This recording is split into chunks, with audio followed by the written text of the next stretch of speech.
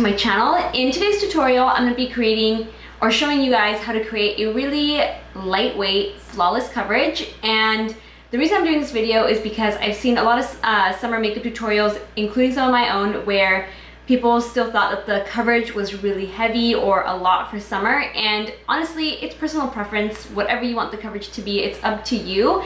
So for example, in my go-to summer look, I used a lot of concealer, and I think it threw people off when I say summer look and then there's concealer involved.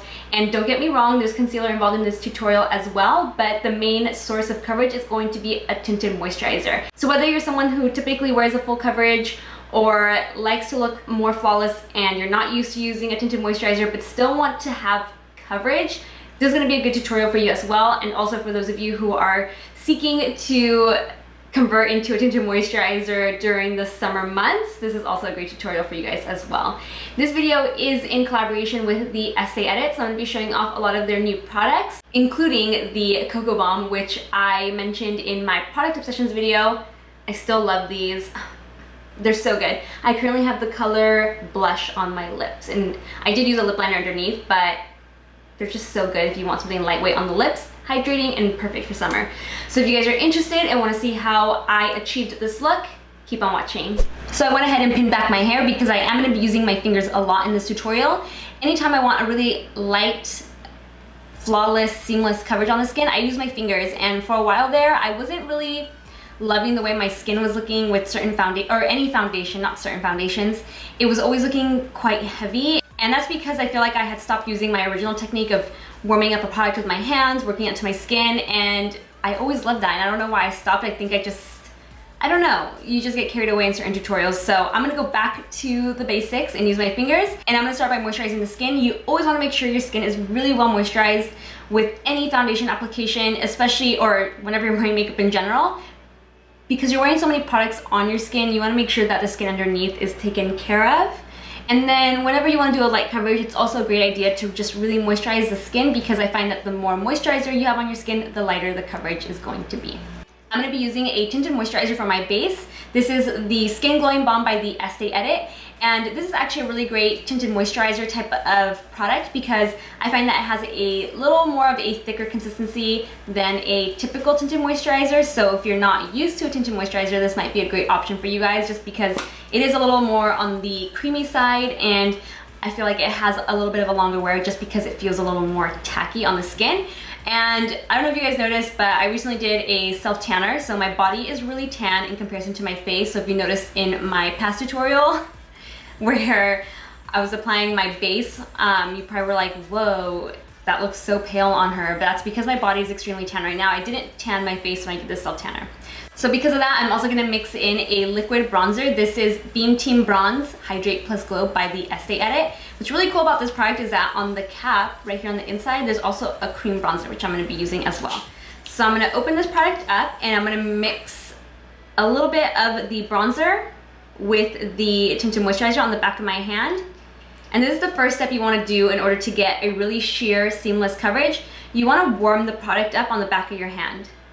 This is really, really important. This is a step that I have been forgetting to use a lot recently, just I don't know why. But always try and warm up a product with your fingers if you can, whether it's on the back of your hand or on your face directly, just because it's really gonna allow it to melt into your skin and look a lot more natural. So once you're done warming it up, you're just gonna take your finger and start also working it into the skin.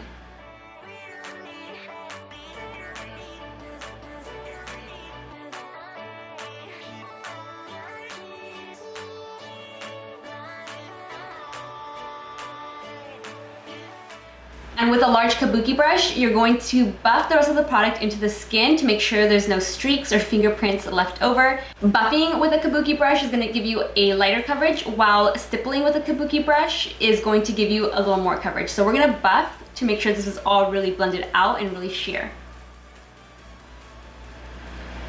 And I'm going to go ahead and get closer to the camera so you can see the texture of the skin. Notice it just looks really light and fresh and dewy and clean and everything that you would want in a light coverage. Now I'm going to cover up all these little blemishes that seem to have popped up out of nowhere all over my face. And you're going to want to do the same exact thing to your concealer. You're going to want to scoop it out, pour it out, whatever concealer it is you're using, put it onto the back of your hand and warm it up before it touches the skin on your face so that it is really melted down and it just goes on a lot smoother versus dry and cakey. So I'm gonna scoop out some of my concealer. I'm just using like a little spatula I got from the beauty store to scoop it out. And then on the back of my hand, I'm just gonna do this little motion again.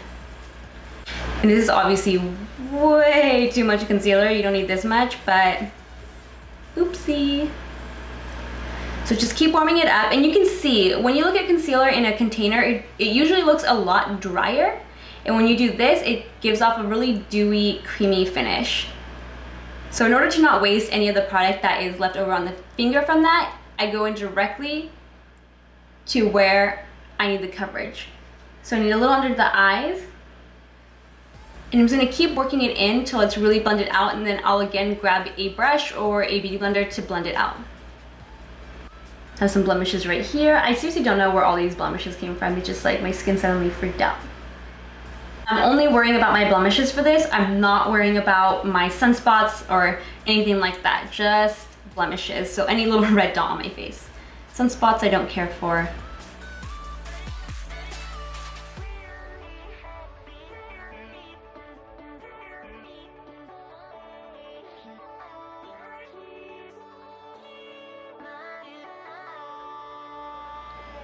And a little bit around the nose where I get red. So for this, you want a concealer that is pretty much the exact same color as your skin tone. Get it as close to your skin tone color as possible. If not, go in with something that's a little bit peachy depending on what you're trying to cover. So if it's like a post-acne mark that's really dark, go in with one that's a little more peachy or salmon colored like I am, even though these are more red. And then I'm gonna take that giant kabuki brush, and you're not gonna buff, you're gonna stipple, so that the coverage stays on top of those blemishes.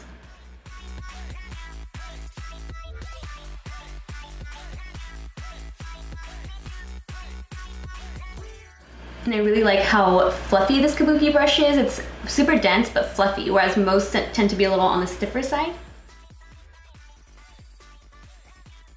So I feel like it gives like a really nice like airbrush finish to the skin.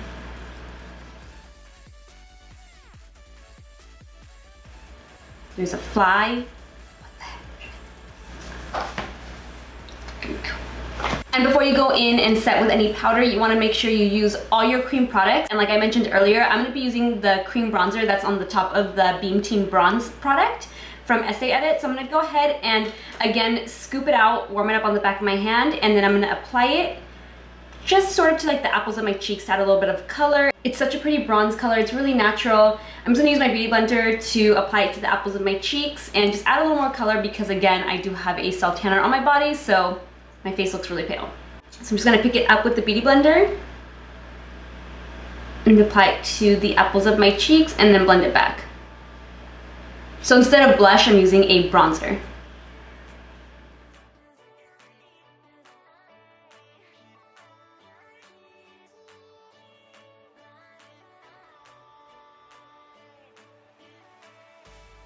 So I'm going to use my beauty blender to soak up the excess concealer that is creasing underneath my eyes. It always happens to me no matter what concealer I use, which is why I like using a loose setting powder to set underneath my eyes versus a pressed. But for the rest of the face, I'll use a press. So I'm going to just press some powder into that area, and I'm going to very minimally, is that even a word, very minimally, set with powder on the rest of the face to keep it really, really light. You also want to powder the lids because I applied concealer in that area. So now with a really large fluffy brush, I'm going to dust the rest of my face really lightly with the Estée Edit Flash Photo Powder to set and make sure that we don't look super shiny. So I'm just going to pick it up, dust the excess off, and then just pat it all over.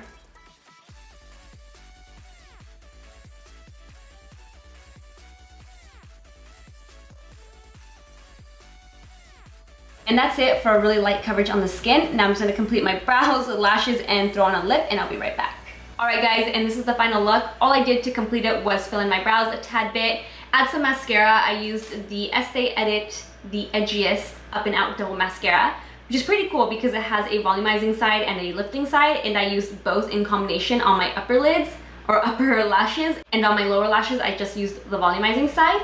And then I of course added that cocoa balm that I mentioned in the beginning of the video. If you guys enjoyed this tutorial and found it helpful, give it a thumbs up, and don't forget to subscribe so I see you in the next one. Bye guys.